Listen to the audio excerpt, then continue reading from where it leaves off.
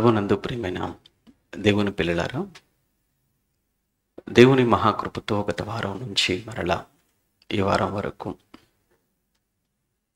కాపాడబడి తిరిగి ఆయనను ఆరాధించుటకు ఆయన ఇచ్చిన ఈ గొప్ప అవకాశానికై, ఈ సమయానికై తండ్రైన దేవునికి క్రీస్తు ద్వారా కృతజ్ఞతాస్తుతులు చెల్లిస్తూ, ప్రియులారా,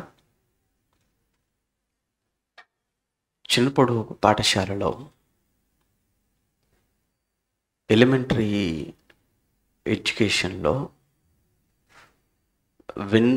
నేర్చుకున్న ఒక చిన్న పద్యం. అలా అని అదేదో వ్రాసిన వారి గొప్పతనమో లేదా పుస్తకాలలో ఉంది కనుక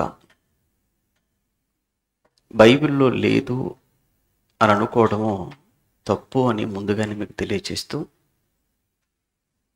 బైబిల్ అనేది మానవ ఆలోచనలో నుంచి పుట్టింది కాదు అని, బైబిల్ వెనుక సాక్షాత్తు దేవుడే ఉన్నాడు అని, దేవుడు అన్ని కాలాలలో ఉన్న ప్రజల మధ్య సమస్యలను ఎరిగినవాడుగా దేవుడు ఉన్నాడు కనుకనే మొదటి మనిషి పుట్టుక మొదలుకుంటే ఈ సృష్టి వినాశనము వరకు మానవునికి ఏది అవసరమో వాటన్నిటిని కూడా ముందుగానే తన గ్రంథమైన ఈ బైబిల్లో ఆయన పొందుపరిచాడు అన్న సత్యం ఎన్నో సందర్భాలలో మీరు విన్నది, ఎన్నో సందర్భాలలో రుజువు చేయబడినది. అలానే ఈరోజు కూడా మనం వింటున్నటువంటి ఈ పాఠం, అది మనం చదువుకున్నది 10 సంవత్సరాల క్రితం కావచ్చు, వ్రాసినది మహా అయితే ఒక 100 ఏళ్ళు అని ఒకవేళ మనం అనుకున్నా, దేవుడు బైబిల్లో చెప్పింది కొన్ని వేల సంవత్సరాల క్రితం అనే విషయాన్ని మనం మర్చిపోకూడదు. ప్రియులారా, దేహం దేవునిది, అందులో అనుమానం లేదు. కారణం, దీన్ని చేసిన వాడు దేవుడు గనుక. ఈ దేహాన్ని దేవుడు చేస్తున్నప్పుడే దేహంలో ఒక్కొక్క అవయవాన్ని ఒక్కో పని నిమిత్తము దేవుడు చేశాడు అన్నది బైబిల్లో వ్రాయబడిన సత్యం. అది దేహం దేవుని నిర్మాణం. దేవుడు నిర్మించుకున్న ఈ దేహంలో ఎన్నో అవయవాలు, అందులో ప్రతి అవయవాన్ని దేవుడు తన చిత్త ప్రకారముగా ఈ దేహంలో ఉంచాడు అని అపోస్తలుడైనటువంటి పౌలు గారు కొరింథీ సంఘానికి వ్రాసినటువంటి లేఖలో 12వ అధ్యాయంలో, మొదటి లేఖలో 12వ అధ్యాయం 18వ వచనంలో మనం చూస్తుంటాం. కొరింథీలకు రాసిన మొదటి పత్రిక 12వ అధ్యాయం 18వ వచనంలో, అయితే దేవుడు అవయవములలో ప్రతి దానిని తన చిత్త ప్రకారము శరీరములో ఉంచెను అన్నాడు. తన చిత్త ప్రకారముగా ఉంచాడు. 1. 2, తన చిత్తము కొరకు ఉంచాడు. బాగా ఆలోచించాలి. తన చిత్త ప్రకారముగానే పెట్టాడు. చాలా సందర్భాల్లో చెప్పిన ఒక మాట ఏంటంటే, ఎవరిని కూడా హేళన చేయకూడదు అని చెప్పాను. ఎవరిని ఎగతాళి చేయకూడదు. వారి ముఖ్యంగా అవయవాలను బట్టి కానీ, వారి రంగును బట్టి కానీ, రూపాన్ని బట్టి కానీ ఎవరినైనా మనం హేళన చేస్తే, ఎవరిని హేళన చేసినట్టు తెలుసా? చేసిన దేవుణ్ణే మనం ఎగతాళి చేసిన వాళ్ళం అవుతాం. బాడీ షేమ్ అంటారు కదా ఇంగ్లీష్లో. తప్పు. దేవుడు అస్సలు ఆయన ఒప్పుకోడు. ఆయన అవును, ఎత్తు తక్కువ ఉంటే, కలరు తక్కువైపోతే, లేదంటే ఆ చెవులు సరిగా లేకపోతేనో, కళ్ళు సరిగా లేకపోతేనో, లేదా చేతుల్లోనో కాళ్ళలోనో లోపంతో ఉంటేనో వారిని ఛీ అంటారు, వారిని అసహించుకుంటారు, వారిని చాలా తక్కువగా చేసి చూస్తుంటారు. ఇది దేవుడు అస్సలు ఒప్పుకోడు. ఆయన కారణం, అది దేవుని సృష్టి. అది మనం ఏమంటాం చెప్పండి? దేవుడే స్వయంగా చెప్పాడు కదా, కుంటివారిని కానీ, గుడ్డివారిని కానీ, మూగవారిని కానీ ఎవరు సృష్టించిన వాడు? ఎవరు? నేనే కదా. అందరిని నేను కదా చేస్తున్నాను. అటువంటప్పుడు నువ్వెవరు మాట్లాడటానికి? అందుకే దేవుడు తన చిత్త ప్రకారముగా దేహంలో ప్రతి అవయవాన్ని పెట్టాడు. ఇది మొదటి విషయం. రెండో విషయం ఏంటంటే, ఎందుకు పెట్టావయ్యా ఈ అవయవాలను, ఈ దేహంలో ప్రతి అవయవాన్ని అని అంటే, ప్రతి అవయవముతో నాకు పనుంది. ప్రతి అవయవం నా ఇష్టాన్ని జరిగించేదిగా ఉండాలి. ఇది మనకు తెలిసిన నిజం, అంతే కదండి. ఎవరి ఇష్టాన్ని జరిగించడం కొరకు ఈ దేహాన్ని ఇచ్చాడు అంటే ఆయన ఇష్టం. యేసుక్రీస్తు ప్రభుల వారే మనకు సాక్ష్యం. ఆయన ఒక మాట అంటారు, దేవా నీవు నాకొక శరీరమును అమర్చితివి, నాకొక శరీరమును నీవు అమర్చితివి. ఎందుకు అమర్చావు అంటే, గ్రంథపు చుట్టలో నా గురించి నువ్వు ఏదైతే వ్రాసావో దానిని నేను జరిగించడానికే నీవు నాకు ఈ శరీరాన్ని ఇచ్చావు అన్నాడు. నీ చిత్తము నెరవేర్చుటకు ఇదిగో నేను వచ్చాను. అంటే నాకు ఈ శరీరాన్ని ఎందుకు ఇచ్చావు? నీ చిత్తాన్ని నెరవేర్చడానికి నాకు శరీరాన్ని ఇచ్చావు. ఈ శరీరంలో అవయవాలు ఎవరి చిత్తానుసారంగా పెట్టావు? నీ చిత్తానుసారంగా పెట్టావు. నీ చిత్తానుసారముగా ఈ శరీరములోని అవయవాలను పెట్టిన నీవు, ఈ శరీరములోని ప్రతి అవయవం నీ చిత్తం కొరకే. అంటే కళ్ళున్నాయి, ఇవి మన దేహంలో అవయవాలు. ఎవరి ఇష్టం కొరకు ఈ కళ్ళు పనిచేయాలి? దేవుని ఇష్టం లేదా దేవుణ్ణి సంతోషపెట్టేవిగా ఉండాలి. నోరుంది, అవయవం. ఈ నోరు ఎవరిని సంతోషపెట్టేదిగా ఉండాలి? దేవుణ్ణి సంతోషపెట్టేదిగా ఉండాలి. ఈ చేతులు ఈ దేహంలో భాగం, కాళ్ళు దేహంలో భాగం.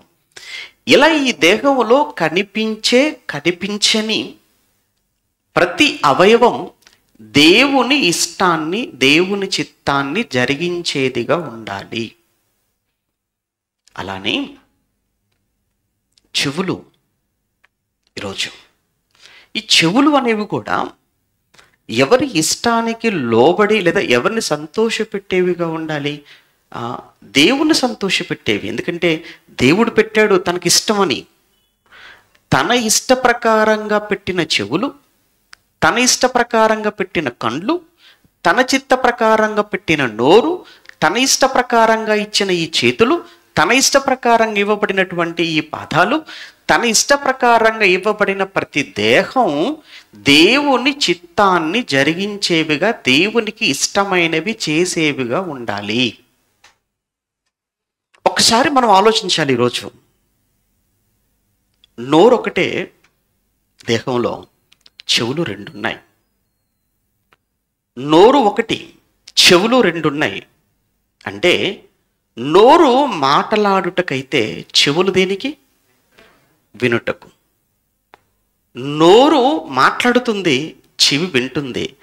కానీ మాట్లాడే నోరు ఒకటి, వినే చెవులు మాత్రం ఎన్ని? రెండు.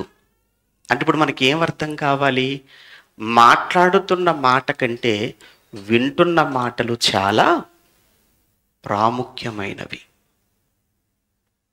నోరు ఒకటి, చెవులు రెండు. అంటే మాట్లాడుతున్న మాట ఎంత జాగ్రత్తనో అంతకంటే వింటున్న మాటలు మరీ జాగ్రత్త.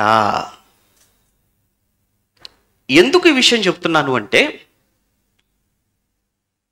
మాటలు అంటే కొన్ని మాటలు విని తమ్మును తాము, కొన్ని మాటలు విని వారి కుటుంబాలను, కొన్ని మాటలు విని సంఘాలను పాడు చేసుకున్నవారు ఎందరో చరిత్రలో నేటికి మన కళ్ళ ముందు. అందుకే మనం వింటున్నటువంటి మాటల విషయంలో చాలా చాలా జాగ్రత్తగా ఉండాలి.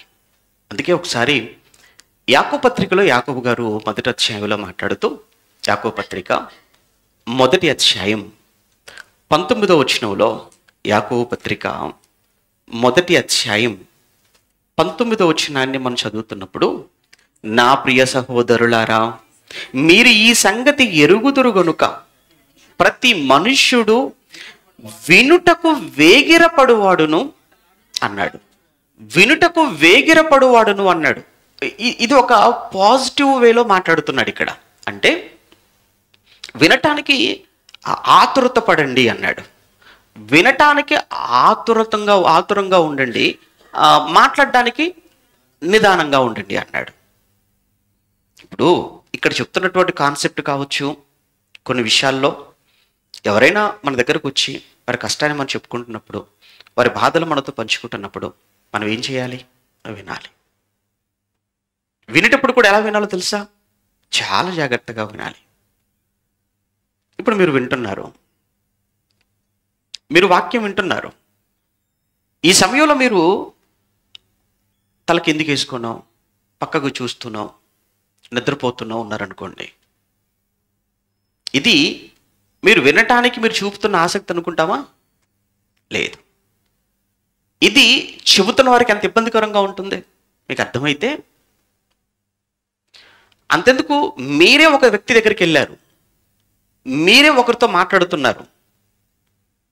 మీరు మాట్లాడుతున్నంతసేపు ఆయన సెల్లు చూసుకుంటున్నాం, లేదా పక్కకు చూసుకుంటున్నాం, తల గోక్కుంటూనే ఉన్నాడు అనుకోండి. మీకు ఎలా అనిపించింది? నాకు చాలా జాగ్రత్తగా వింటున్నాడు అనుకుంటారా నా బాధ? నేను చెప్పేది ఎంత జాగ్రత్తగా వింటున్నాడో ఆ మనసు ఉంటుంది ఆ సమయంలో. చాలా ఎంత బాధతో వెళ్తామో అంతకు రెట్టించిన బాధతో తిరిగి వచ్చేస్తారు. ఎందుకు? ఆయన అసలు శ్రద్ధ చూపించలేదండి నేను చెప్తుంటే, నా మాట అసలు వినలేదండి అతను అని. కొన్ని సందర్భాలలో కొంతమంది ఫోన్లు చేస్తుంటారు మాకు, వాళ్ళ బాధలు చెప్తుంటారు. అని ఏం మాట్లాడు, వినాలంతే. విన్న తర్వాత అయిపోయిందా అమ్మా? అయిపోయింది, ఓకే, తప్పనిసరిగా మీరు చెప్పారు కదా, ప్రార్థనలకు జ్ఞాపకం చేసుకుంటాం అంటే చాలు. ఆవిడకు లేదా అవతల వ్యక్తి ఎంత అంటే ఎంతసేపు నేను చెప్పింది జాగ్రత్తగా విన్నారు, ఓపికతో విన్నారు అంటే ఎంత శ్రద్ధ చూపించారు నా మీద. మనం ఏమీ చేయాల్సిన పని లేదు. వింటే కూడా అవతల వ్యక్తి మన మీద చాలా శ్రద్ధ చూపించాడు, చాలా ప్రేమ చూపించాడు, చాలా ఓపికతో విన్నాడు అనే ఒక మంచి ఆలోచన మన మీద కలుగుతుంది. అందుకే ఎప్పుడు కూడా వినే విషయంలో ఇక్కడ ఆయన వినటానికి మీరు వేగిరపడండి అన్నాడు. బాగుంది. వినటానికి చాలా ఆసక్తిని చూపించాలి. అదే సమయంలో మాటల్లో కొన్ని తప్పుడు మాటలు కూడా వస్తుంటాయి. తప్పుడు మాటలు కాదు, అవి ఆధారాలు లేని కొన్ని మాటలు మాట్లాడుతుంటారు. అప్పుడు మాత్రం చాలా జాగ్రత్తగా మనం ఆలోచించాలి.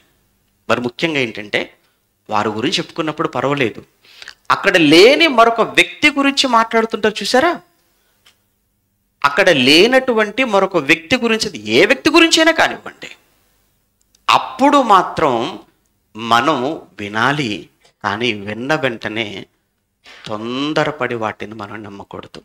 అదే చిన్నాడు వేమన శతకంలో నేర్చుకున్నటువంటి ఒక పద్యం. ఒకసారి చూడండి ఆ పద్యం. వినుటకు, చూడండి, వినదగునెవ్వరు చెప్పినా, ఆ పదం చూడండి అక్కడ, చూడండి అక్కడ స్క్రీన్ మీద చూపిస్తారు మీకు. ఏమన్నాడు మీకు తెలుసా? చిన్ననాడు చదువుకున్నారు కదండి వేమన శతకంలో. వినదగునెవ్వరు చెప్పిన వినినంతనే వేగిరపడక వివరింపదగున్ కనికల్ల నిజము తెలిసిన మనుజుడే పో మహిళ సుమతి అన్నాడు. ఏంటి దాని అర్థం అంటే, చెబుతున్నాడు, సుమతి మంచి బుద్ధి గలవాడా, మంచి బుద్ధి గల వాళ్ళతో మాట్లాడుతుంది, మంచి బుద్ధి గలవాడా, ఎవరైనా ఏదైనా మంచి మాట చెప్తే శ్రద్ధగా విను. ఇతరులు చెప్తే వినేదేంటి అని అహంకరించకూడదు. విన్న వెంటనే తొందరపడి చేయకూడదు. నీ స్వబుద్ధితో ఆలోచించి నిజానిజాలు తెలుసుకొని అది తగిన పని అనుకుంటేనే చెయ్యబోనటం నీతిపరుల లక్షణం అన్నాడు. వినాలి, కానీ విని నీకంటూ దేవుడు ఒక బుద్ధినిచ్చాడు, దేవుడు నీకంటూ జ్ఞానాన్ని ఇచ్చాడు. నీకు ఇవ్వబడిన ఆ బుద్ధి, జ్ఞానం, వివేచనతో చెప్పినది ఎంతవరకు నిజం అని ఆలోచించి ఆ తర్వాత నమ్మే ప్రయత్నం, చేసే ప్రయత్నం చేయాలి.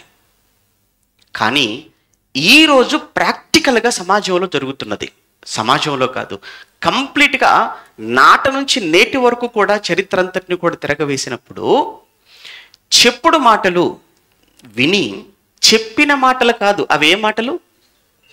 మనకున్నటువంటి ఒక అతిపెద్ద రోగం ఏంటంటే చెప్పిన మాటలు వినం. ఏ మాటలు వింటారు? చెప్పిన మాటలు వింటే పరిస్థితులు ఇంతదాకా ఎందుకు వస్తాయి? ఎవరి జీవితంలో మీరు చూడండి, చెప్పిన మాటలు వినరండి. ఏ మాటలు ఎక్కువగా వింటుంటారు? చెప్పుడు మాటలు వింటుంటారు. అలా అని చెప్పుడు మాటలు ఎంత ప్రమాదకరమైనవో ఒక కొటేషన్ మీకు చూపిస్తాను చూడండి. అది కూడా ఒక కొటేషన్. చెప్పుడు మాటలు ఎంత ప్రమాదమో చెప్పడానికి, చెప్పుడు మాటలు అవి ఎంత ప్రమాదకరమైనవో ఒక మంచి కొటేషన్ అక్కడ కనబడుతుంది మనకు. వేరేది చూడండి, వేరేది. కడుపులోకి వెళ్ళిన విషయం చూడండి, కడుపులోనికి వెళ్ళిన విషయం ఆ మనిషి జీవితాన్ని మాత్రమే నాశనం చేస్తుంది. నిజమేనా? ఎవరి విషయం తాగితే వాళ్ళకి ఏదైనా నాశనం అయిపోతారు. కడుపులోనికి వెళ్ళిన విషయం ఆ మనిషి జీవితాన్ని మాత్రమే నాశనం చేస్తుంది. కానీ చెవిలోనికి వెళ్ళిన విషయం ఎన్నో బంధాలను, అనేక జీవితాలను నాశనం చేస్తుంది. అందుకే తప్పుడు మాటలు చెప్పడం ఎంత తప్పో చెప్పుడు మాటలు వినడము కూడా అంతే తప్పు అన్నాడు. చెప్పడం ఎంత తప్పో వినడము కూడా అంతే తప్పు. ఎందుకంటే ఈ చెప్పుడు మాటల వలన స్నేహాలు దెబ్బతిన్నాయి, చెప్పుడు మాటలకు భార్యాభర్తల బంధాలు, చెప్పుడు మాటలకు కుటుంబాలు, చెప్పుడు మాటలతో సంఘాలే పతనం అయిపోయినటువంటి చరిత్ర మనకు కనబడుతుంది. అంతెందుకు, అసలు ప్రారంభం, ఈ సృష్టి వినాశనం ఎక్కడి నుంచి ఆరంభమైంది తెలుసా? ఈ సృష్టి లేదా ఈ సృష్టి వినాశనానికి మూలం, సృష్టి వినాశనం వెనుకున్న ప్రధాన కారణం ఏంటని మీరు ఆలోచిస్తే చెప్పుడు మాటలు. ఏంటి? సృష్టి వినాశనానికి, సృష్టి పతనానికి, సృష్టి నాశనానికి చెప్పుడు మాటలు కారణమయ్యాయా? చెప్పుడు మాటలు మూలమయ్యాయా అంటే అవును అని ఒక్కసారి చరిత్ర ప్రారంభంలోనికి మనం వెళ్ళామనుకోండి. ఏదేను వనం, అది ఏదేను తోట, ఎవ్వరూ లేరు. అవ్వ ఆదాములు భార్యాభర్తలుగా దేవుడు వారికి ఇచ్చిన ఆజ్ఞ, ఇదిగో అన్ని మీరు తినవచ్చు, మీరు తినకూడనిదల్లా ఒకే ఒక వృక్షఫలం. ఎందుకు తినవద్దన్నాను తెలుసా? తింటే మీరు చస్తారు. నేను తినవద్దు అని చెప్పటానికి రీజన్ ఏంటంటే తింటే మీరు చనిపోతారు, అందుకు నేను తినవద్దు అని చెప్పాను అన్నాడు. బాగుంది, అంతవరకు బాగుంది. దేవుడు వెళ్ళిపోయాడు. చక్కగా వారు దాంపత్యంలో వారి జీవితంలో వారు కొనసాగుతున్నారు. ఈలోపు వారి మధ్యలోనికి వచ్చాడు మాంత్రికుడు, మాయామాంత్రికుడు. వాడే అపవాది. వచ్చిన వాడు ఎన్ని మాటలు చెప్పాడో, ఎంతగా వారిని మాయ చేశాడో మనకు తెలియంది కాదు. ఒక్కసారి ఆదికాండం 3వ అధ్యాయం. ఎందుకంటే చెప్పుడు మాటల ప్రభావం, చెప్పుడు మాటల తీవ్రత, అది ఎంత ప్రమాదకరంగా ఉంటుందో, ఎలాంటి తీవ్రమైన పరిణామాలకు కారణమవుతుందో మీకు తెలియాలి. ఆదికాండం 3వ అధ్యాయం 1వ వచనం. దేవుడైన యెహోవా చేసిన సమస్త భూజంతువులలో సర్పము యుక్తి గలదై ఉండెను గనుక అది ఆ స్త్రీతో, ఇది నిజమా? ఆ పదం చూడండి, వాడి రాక ఎలా ఉందో చూసారా? ఇది నిజమా? Question mark. క్వశ్చన్ మార్క్ అండి. ఆ క్వశ్చన్ మార్క్ అంటేనే చూసారా, క్వశ్చన్ మార్క్ అంటేనే ఒక మెలక కింద చొక్క. క్వశ్చన్ మార్క్ అంటేనే మీకు తెలుసు కదా, క్వశ్చన్ మార్క్ ఎలా ఉంటుంది తెలుసు, అందరికీ తెలుసు కదా. మెలికలు, ఆడి జీవితంలో ఎన్నో మెలికలు, అంటే ఎప్పుడు కూడా మీరు చూడండి, చెప్పుడు మాటలను చెప్పుకుంటూ తిరిగేటువంటి వారు బైబిల్లో ఇంకొక పదం ఏంటంటే వాళ్ళ కోసం ఉపయోగించింది ఏంటంటే కొండెములు చెప్పువారు, కొండెగాండ్రు అంటాడు. వాళ్ళ జీవితంలో ఎప్పుడు కూడా లోపాలు, అంటే వారి జీవితంలో ఎప్పుడూ మెలికలే ఉంటాయి. పాము తిన్నగా వెళ్తుంది, అది వెళ్ళేటప్పుడు ఎన్ని మెలికలు, క్వశ్చన్ మార్క్ అంటే మెలిక. అలానే చాలామంది ఏమంటే అలా కొండగాండ్ర జీవితాల్లో కూడా మనం చూస్తున్నప్పుడు ఎందులో పోగోరు, వాళ్ళకున్న పనల్లా ఏంటంటే చెప్పుకుంటూ తిరగటం. భార్యాభర్తలు బాగుంటే ఓర్వలేరు, అన్నదమ్ములు బాగుంటే తట్టుకోలేరు, ఇక అత్త కోడళ్ళు కూతుర్లా ఉన్నారనుకోండి అస్సలు భరించలేరు. ఏం చేద్దాం, ఎలా చేద్దాం, ఎలా దూరం చేద్దాం. అన్న సంఘం అంతా బాగుందనుకోండి, అమ్మో అస్సలు భరించలేరు. సంఘంలో ఐక్యత ఉందనుకోండి తట్టుకోలేరు. అంటే ఇవన్నీ కూడా ఒకనాడు ఏదైనా వనవులో దేవునితో చక్కటి సంబంధం, దేవునితో చక్కటి బాంధవ్యం కదా. ఆ రోజు వరకు ఏమండి, ప్రతిరోజు చల్లటి పూట దేవుడు ఏదైనా వనంలోనికి రావటం, ఆ దేవుడు వస్తున్నాడు కదా అని దేవుడి కోసం వాళ్ళు ఎదురు చూస్తూ ఉండటం, దేవుడితో చక్కగా మాట్లాడుతూ ఉండటం, దేవుడు తిరిగి వెళ్ళిపోతూ ఉండటం, ఎంత చక్కటి దేవుడికి ఆదాము వాళ్ళకి ఎంత చక్కటి రిలేషన్ ఉందో చూడండి. కానీ ఒకరోజు వచ్చాడు వాడు, ఇది నిజమా అని ప్రశ్నించుకుంటూ వచ్చాడు. ఏది, ఈ తోట చెట్ల ఫలములలో దేనినైనా తినవద్దని దేవుడు మీతో చెప్పాడా అన్నాడు. చెప్పాడు అన్నాడు. అసలు ఎందుకు తినవద్దు అన్నాడు మీకు తెలుసా? అది చూడండి, ఇక ఎందుకు తినవద్దు అన్నాడు తెలుసా? మీరు చస్తారని కాదు, దాని వెనకాలే వేరే మతలబు ఉంది, అది మీకు తెలియదు. ఏమండి ఇలానే మాట్లాడతారు, మీరు బాగా ఆలోచించండి. మనం ఏది మాట్లాడుతున్నా దానిని వక్రీకరించి అప్పటి వరకు వారు బుర్రలో లేని, వారి మనసుకు తట్టని ఒక తప్పుడు ఆలోచన వాళ్ళ మనసులో పెట్టి వెళ్ళిపోతుంటారు. వాళ్ళే ఆడ సంబంధులు. దేవుడు తినవద్దు, తింటే చస్తారని దేవుడు చెబితే వీడు మధ్యలోకి వచ్చేసి అసలు తినవద్దని దేవుడు చెప్పాడా? అవును. అసలు ఎందుకు తినవద్దన్నాడు నీకు తెలుసా? నాకు తెలుసు. మీరు చావరు, మీరు అసలు చావనే చావరు. ఎందుకు తినవద్దన్నాడు అని అంటే, మీరు ఎదుగుతారు, మీరు గొప్ప వాళ్ళు అయిపోతారు, మీరు గొప్ప వాళ్ళు అయిపోతారని, మీరెక్కడ ఎదిగిపోతారేమోనని, మీరెక్కడ ఆయనతో ఈక్వల్ అయిపోతారేమోనని అసూయ బుద్ధి దేవుడిది. అమ్మ బాబోయ్, ఎంత మాట చెప్పేశాడంటే వాడు వచ్చేసి దేవుడికి అసూయ అని చెప్పేశాడండి వాడు. ఎవరి మీద? అవ్వ ఆదాములు ఎవరండి? ఆయన చేసిన వాళ్ళు కాదు వాళ్ళు. ఆదాములు ఎవరండి? దేవుడు కదా చేశాడు మట్టితో. అవ్వను ఎవరండి? ప్రకటనతో దేవుడే కదా చేశాడు. ఇటు దేవుడు చేసిన వారి మీద దేవుడికి అసూయ ఉంటుందా? అవును, మీ మీద అసూయ. మీరు ఎదిగితే, మీరు గొప్ప వాళ్ళు అయిపోతే చూసి ఓర్వలేక తింటే ఎక్కడ తనకు పోటీ అనో ఆలోచించి మీరు తినవద్దు, తింటే చస్తారని చెప్పాడు, అంతే తప్ప మీరు చావనే చావరు. ఇప్పుడు ఈ మాట చెప్పిన తర్వాత ఎలా ఉండాలి చెప్పండి అవ్వకు? అమ్మో, దేవుడు మనకు ఏదో మంచి చెప్తున్నట్టుగానే చెప్తున్నాడు, మనకేదో మేలు చేస్తున్నట్టుగానే చేస్తున్నాడు, మనకేదో మన ప్రేమ చూపిస్తున్నాడు. ప్రేమ అంతా కపటం అన్నమాట. ఆయన చెప్పే మాటలన్నీ కూడా మాయ మాటలు అన్నమాట. ఇంతుందా ఇందులో అని దేవుడు చెప్పిన మాటను పక్కన పెట్టి అపవాది చెప్పుడు మాటలను విని పండు తెంపారా? తెంపింది. తను తెంపింది, తను తిన్నది, తను తిని మరికొన్ని తీసుకొని వచ్చి తన భర్తకు కూడా ఇవ్వగా ఇరువురూ కలిసి తిన్నారు. తిన్న తర్వాత జీవితం ఏంటి? తిన్న తర్వాత వాడి జీవితం ఎలాగో పాడైపోయిందండి. వాడు దయ్యం, వాడెవడు? వాడు దయ్యం అయితే, వాడు ఆల్రెడీ అపవాదు సాతానైతే, వాడు ఆల్రెడీ పడద్రోయబడిన వాడైతే, వాడొచ్చి నీతో చెప్పిన ఈ మాట నువ్వు ఎలా నమ్మావు అసలు? అప్పుడప్పుడు ఎవరైనా కానీ మన దగ్గరకు వచ్చి ఏదైనా చెప్తున్నప్పుడు, ఎవరి గురించి అయినా కానీ అసలు చెబుతున్న వీడెవడు? వీడు భక్తుడా? వీడు భక్తిపరుడైనా? గుడికి వెళ్ళేవాడైనా, బైబిల్ పట్టుకునేవాడైనా, బైబిల్ చదివేవాడైనా, ప్రార్థన చేసేవాడైనా, ఏ కార్యక్రమానికి వచ్చేవాడైనా, ఏమండి ఏ కార్యక్రమంలోనైనా కనబడతాడా మనకు? అసలు ఎవరితను అని కనీసం ఆలోచించాలా? ఎవరికి ఎప్పుడైనా ఏదైనా సాయం చేసేవాడా? ఏ రోజున దేవుని గురించి నోట ఏదైనా మాట వచ్చిందా? ఏ రోజు దేవుని కోసం పాడినవాడా? దేవుని కోసం కష్టపడినవాడా? దేవుని కోసం త్యాగాలు చేసినవాడా? దేవుడి కోసం నిందలు భరించినవాడా? దేవుడి కొరకు అవమానాలు భరించినవాడా? ఏమీ లేనప్పుడు ఈడొచ్చి ఏదో చెప్పగానే నన్ను నమ్మేస్తున్నావు అని అంటే ఏమనాలి చెప్పండి? అంటే ఎవరో ఏదో చెప్పగానే నమ్మేయడమే.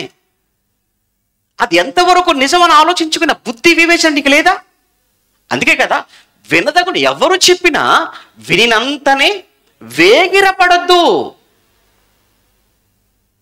వాడు ఎవడు దుష్టుడైన వాడు వచ్చి దేవుని మీదనే దేవుడికి అసూయండి మీరంటే, అందుకేనండి దేవుడు తినవద్దన్నాడు అని దేవుడి మీదనే లేని మాట కాని మాట చెప్పి వాళ్ళ చేత పండు తినిపించినంత వరకు, వాడు తెంపినంత వరకు ఆడు అలానే ఉన్నాడు.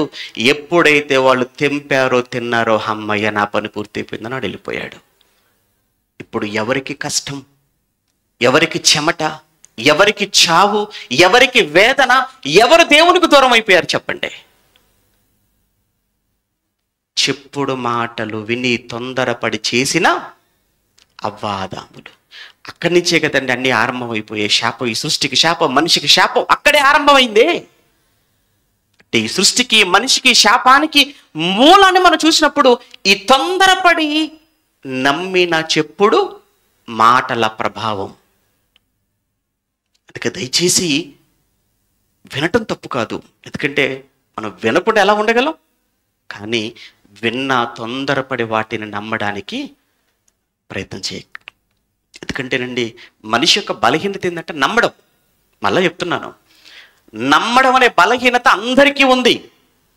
విషయం ఏంటంటే నిజం చెబితే ప్రశ్నిస్తారేమో కానీ అబద్ధం చెప్పినప్పుడు మాత్రం అసలు ఎవడు ప్రశ్నించాడని మీకు తెలియదు ఏముంది చెప్పండి? చెప్పుడు మాటలకు మనిషి చెవి కోసుకుంటాడు. మీకు తెలితే ఏమండి ఏదైనా కానీ సమాజంలో మీరు చూడండి, మీకు బాగా తెలిసిన సంగతులే కదా. ఉన్నది ఉన్నట్లుగా చెప్తామంటే ఎవరు వినరు, కానీ కొన్ని కలిపి చెప్పే మాటల కంటే మాత్రం చెవి కోసుకుంటారు. అందుకే చెప్పుడు మాటలకు మనిషి చెవట కోసుకుంటాడట, చాలా ఇష్టం. అంతేకాదు ఈ చెప్పుడు మాటలు ఎలా ఉంటాయో కూడా సామెతల్లో సొలొమోను గారు ఒక మంచి మాట చెప్పాడు. అంటే ఒక దాంతో పోల్చి, ఒక పదార్థాలతో పోల్చి మాట్లాడుతుంటాడు. ఏ పదార్థాలతో పోల్చి మాట్లాడుతున్నాడు ఆయన? ఒకసారి సామెతల గ్రంథం 18వ అధ్యాయం, సామెతల గ్రంథం 18వ అధ్యాయం 8వ వచనం. సామెతల గ్రంథం 18వ అధ్యాయం 8వ వచనం. అదే సమయంలో మరలా 26వ అధ్యాయాన్ని కూడా మనం చూస్తున్నప్పుడు 26వ అధ్యాయం 22వ వచనాన్ని కూడా మనం చూడగలిగితే కొండెగాని మాటలు అన్నట్టు చూడండి. అక్కడ కొండెగాని మాటలు 26వ అధ్యాయము సామెతల గ్రంథం 22వ వచనంలో కొండెగాని మాటలు. కొండెగాడు అంటే చెప్పాను కదా, చెప్పుడు మాటలు చెప్పుకుంటూ తిరిగేవాడు. అంటే వ్యక్తికి కుటుంబాలకు సంఘంలో ఉన్న ఐక్యతను ఇలా దెబ్బతీసి పాడు చేసి వాళ్ళంతా కలహపడుతుంటే, గొడవ పడుతుంటే, వాళ్ళంతా కూడా ముక్కలైపోతుంటే చూసి ఆనందించేటువంటి వ్యక్తి కొండెగాడు.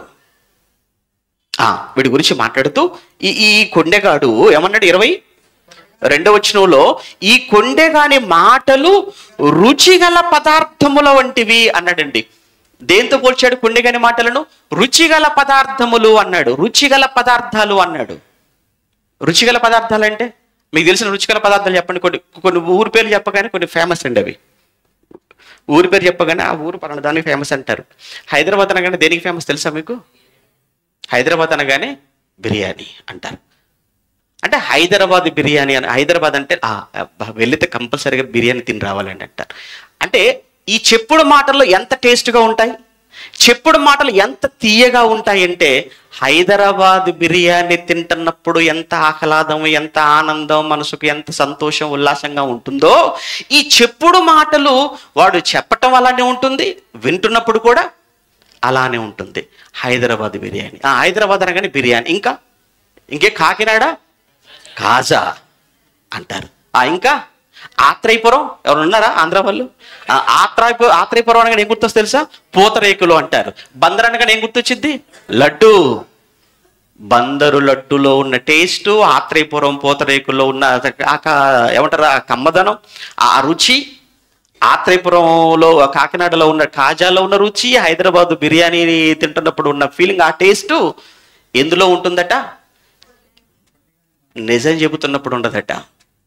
కుండెగాడు మాట్లాడుతున్నప్పుడు, చెప్పుడు మాటలు వింటున్నప్పుడు అంత టేస్ట్గా. అందుకే మీరు చూడండి, ఎవరు మీ గురించి 4 మాటలు చెప్తాను వింటారా అంటే వినరు. పక్కోడు గురించి చెప్తానన్నారు అనుకోండి, ఏమో చెవులు ఏమైపోతాయి, ఏనుగు చెవులా మారిపోతాయి. కొంతమంది ఉంటారండి, కూడుకునేదే వాళ్ళ గురించి మాట్లాడుకోవడానికి అన్నట్టుగా కలుసుకుంటూ ఉంటారు. బ్రదర్ రేపొకటి గురించి మాట్లాడుకుందాం, అన్నయ్య ఇంకొక రోజురా ఇంకోటి గురించి చెప్తాను. ఇప్పుడు బైబిల్ బోర్డు మంది భక్తులు వాళ్ళ గురించి చెప్పరాదు నాకు, నా భక్తిని పెంచుకుంటాను. నో వాళ్ళ గురించి మనకెందుకు, మన వాళ్ళ గురించి మాట్లాడుకోవాలి మనం. ఇందుకోసమే మనం మీటింగ్ పెట్టుకోవాలి. ఎందుకు? ఇవి చెవులకు చాలా ఇంపు. ఇవి ఆఖరికండి ఎంత పెద్ద పెద్ద వాళ్ళైనా కానీ ఆ మాటలకు ప్రభావితం అయిపోతున్నారు. ఏ మాటలకు? చెప్పుడు మాటలకు. నిజంగా చరిత్ర చదువుతున్నప్పుడు చాలా బాధేస్తుంటుంది. ఏంటి, ఎంత పెద్దవాళ్ళు ఉండి ఎంత గొప్ప వాళ్ళు కూడా చెప్పుడు మాటలు వింటున్నారా? చెప్పుడు మాటలకు లోనైపోతున్నారా? ఇటు చెప్పుడు మాటలకు ప్రభావితం అవుతున్నారా? అవును. ఏమండి, దావీదు గురించి మనకు తెలుసు. నిజంగా దావీదు గురించి నేను ఆలోచిస్తున్నప్పుడు దావీదు జీవితంలో చాలా మంచి గుడ్ క్వాలిటీస్ కనబడుతుంటాయి, మంచి లక్షణాలు కనబడుతుంటాయి. దావీదు జీవితంలో ఒకవైపు మంచి లక్షణాలు కనబడుతుంటే, అదే దావీదు జీవితంలో ఈ చెప్పుడు మాటలకు కూడా దావీదు లోనైపోయాడా అంటే మనకేం అర్థం అవుతుంది తెలుసా? చెప్పుడు మాటలకు వాడు వీడు అని ఏమీ లేదు. ఎవరైనా చెప్పుడు మాటలకు ఏమైపోతారు? లోనైపోతారు, నమ్మేస్తారు. బలవంతులైన వారే చెప్పుడు మాటలను నమ్ముతున్నప్పుడు మీరు నమ్మరా? దావీదు కూడా చెప్పుడు మాటలు ప్రభావితుడు అయ్యాడా అంటే అవును. ఏమండి, ఎక్కడ మనం దావీదు అనగానే మనకేం తెలుసండి? దావీదు అనగానే ఎక్కడో గొర్రెలు కాచుకునేవాడు దేవుడు తీసుకుని వచ్చి అంతఃపురంలో కూర్చోబెట్టాడు. దావీదు ఒక సింహంతో పోరాడినవాడు, ఒక ఎలుగుబంటితో పోరాడినవాడు. ఇశ్రాయేల్ అందరూ కూడా భయపడిపోతుంటే ఆ ఫిలిష్తీయుడైన గొల్యాతును చూసి దావీదు ఒంటరిగా వెళ్ళి ఆని నేలమట్టం చేసి ముక్కలుగా చేసి ఆకాశ పక్షులకు ఆహారంగా వేసిన గొప్ప వీరుడు, బలార్చుడు దావీదు. దావీదు కత్తి పట్టుకొని యుద్ధంలోకి వెళ్ళాడంటే ఓటమన్నది ఎరగని వాడు, అంత గొప్పవాడు, ఎన్నో పాటలు రాసినవాడు దేవుడి కోసం. 40 సంవత్సరాలు ఏకఛత్రాధిపత్యంతో ఇశ్రాయేలీయులను పాలించినవాడు. కానీ ఒకానొక సమయంలో ఈ దావీదు కూడా చెప్పుడు మాటలు విని మోసపోయాడు. దావీదు సౌలు కొడుకైనటువంటి యోనాతానుతో ఉన్నటువంటి స్నేహం, యుద్ధంలో సౌలు చనిపోయి యోనాతాను చనిపోతే ఆ తర్వాత ఇతను రాజైన తర్వాత ఆలోచించి, అయ్యో యోనాతాను నాకు చాలా సహాయం చేశాడు, యోనాతాను నిజంగా చాలా చాలా సహాయం చేశాడు. నిజంగా నాకు ఏమనిపించిందని నా అభిప్రాయం చెప్తున్నానండి. నాకు నిజంగా దావీదు కంటే కూడా యోనాతానులో నాకు నచ్చినటువంటి క్యారెక్టర్ ఏంటంటే, ఎవరండి సింహాసనం వస్తే వద్దనుకుంటారు చెప్పండి? సౌలు తర్వాత నెక్స్ట్ సింహాసనం మీద కూర్చోవలసినటువంటి అర్హత కలిగిన వాడు యోనాతాను. కానీ దావీదు, నేను కాదు అక్కడ కూర్చోవలసింది, నువ్వు కూర్చోవాలి, నువ్వు కూర్చో, నీకు నేను హెల్పర్గా ఉంటాను, నువ్వు కూర్చో, నేను సహకారిగా ఉంటాను అని దావీదును కూర్చోబెట్టడానికి ప్రయత్నం చేసిన వాడండి. అంత మంచి మనసు ఎంతమందికి ఉంటుంది చెప్పండి? అధికారాన్ని కాదనుకొని ఒక సేవకుడుగా ఉన్నటువంటి దావీదును తీసుకొచ్చి కుర్చీ మీద కూర్చోబెట్టాలనుకున్నాడంటే అక్కడ యోనాతాను బాగా నచ్చాడు. ఆ యోనాతాను కోసం ఆలోచించి, ఎవరైనా ఉంటే బాగుండు, యోనాతాను నా పట్ల చూపించినటువంటి కృతజ్ఞతకు తిరిగి బదులుగా నేను కృతజ్ఞత చెల్లించుకోవడానికి అనుకున్నప్పుడు ఆ ఎంక్వైరీ చేస్తే యోనాతాను కడుపున పుట్టిన ఒకడున్నాడు. ఆడి పేరు మెఫీబోషెత్. పరిస్థితి ఏంటంటే హ్యాండిక్యాప్డ్ పర్సన్, కాళ్ళు లేవు. పిలిపించాడు, ఇదిగో మెఫీబోషెత్, నీ తండ్రి నాకు చేసిన ఉపకారం, నీ తండ్రి నా పట్ల చూపించిన కృతజ్ఞతకు, నా పట్ల చేసినటువంటి ఉపకారానికి బదులుగా నేను నీ తాత ఆస్తి ఏదైతే ఉందో అంతా నీకు అప్పగించేస్తున్నాను. 1. 2, ఈ రోజు నుంచి ఎప్పటికీ నా పిల్లలతో పాటు నీవు కూడా నాతో కలిసి భోజనం చేసే భాగ్యాన్ని నీ కల్పిస్తున్నాను. అప్పుడు యోనాతాను అంటాడు, మెఫీబోషెత్ అంటాడు, అయ్యా ఏంటయ్యా, ఎవ్వరూ లేరు నాకు, చివరికి నా కాళ్ళు కూడా సరిగా లేవు, చచ్చిన కుక్క లాంటి వాడనయ్యా నేను, బతుకున్న కుక్క కూడా కాదు. దేంతో పోల్చుకుంటున్నాడు మెఫీబోషెతు? చచ్చిపోయిన కుక్క. దేనికి ఉపయోగపడుతుంది? పాతి పెట్టడానికి తప్ప, బయట పారివేయడానికి తప్ప. అంటే పాతి పెట్టడానికో బయట పడివేయటానికో ఉపయోగపడే దేనికి పనికిరాని ఆ కుక్క ఎలాంటిదో నా జీవితం అలాంటిది. అలాంటిది నా పట్ల నువ్వు ఇంత ప్రేమను చూపిస్తున్నావా అన్నాడు. బాగుంది, అంతవరకు బాగుంది. చివరికి ఒకరోజు అబిషలోము కొడుకు దావీదు మీదకి రివర్స్ అయిపోయాడు. మీకు తెలుసు, చరిత్ర చెప్పాను ఒకరోజు అబిషలోము గురించి ఇక్కడే చెప్పాను. అబిషలోము తన కొడుకే తన మీదికి తిరుగుబాటు చేసినప్పుడు దావీదు ఉన్న పాటున తన భార్యలతో, పిల్లలతో, పని వాళ్ళతో రాత్రికి రాత్రి కాళ్లకు చెప్పులు కూడా తొడుక్కోకుండా అరణ్య బాట పట్టాడు. వెళ్ళిపోతున్నాడు, పారిపోతున్నాడు. పారిపోతున్నాడు, దావీదు పారిపోతున్నాడు అబిషలోము చేతిలో నుంచి తప్పించుకుంటూ, తన కొడుకు చేతిలో నుంచి.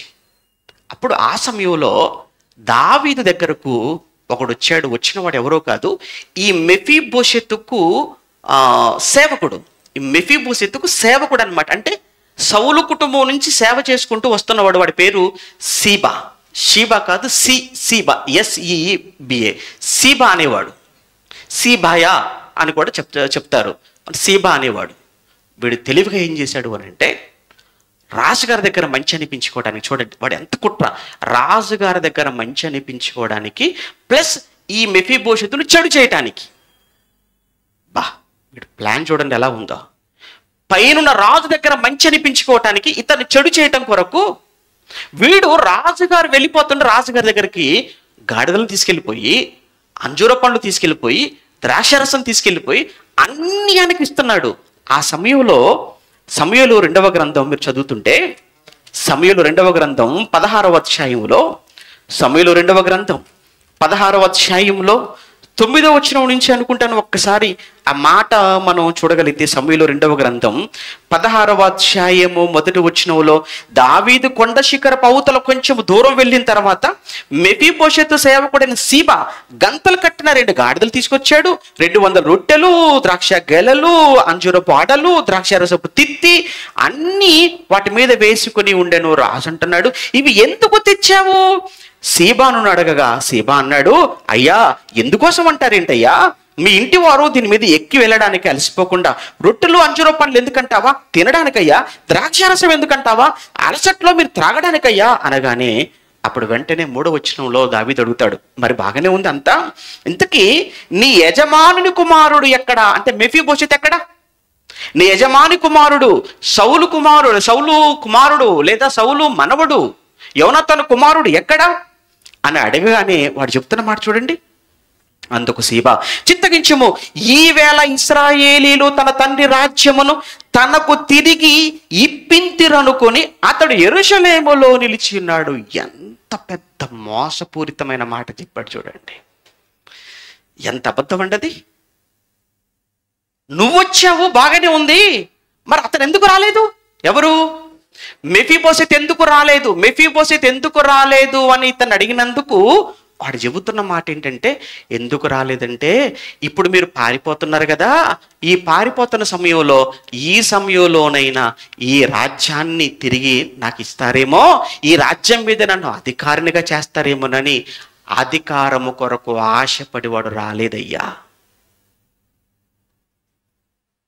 అని చెప్పగానేనండి దావీదుకి ఎలా ఉండాలి చెప్పండి. ఇక ఇంత కృతజ్ఞత చూపించాను వీడి మీద, ఇంత కృతజ్ఞత చూపిస్తే చివరికి నేను ఆపదలో ఉంటే, నేను కష్టాలలో ఉంటే, నేను పారిపోతూ ఉంటే కనీసం పలకరించడానికి రావాల్సింది పోయి రాకపోగా అధికారం మీద, సింహాసనం మీద ఆశతో వాడు అక్కడ ఉండిపోతాడా అని దావీదుకి ఎలా ఉండాలి? నమ్మలేదు అని మీరు అనుకోకండి, నమ్మేశాడు దావీదు.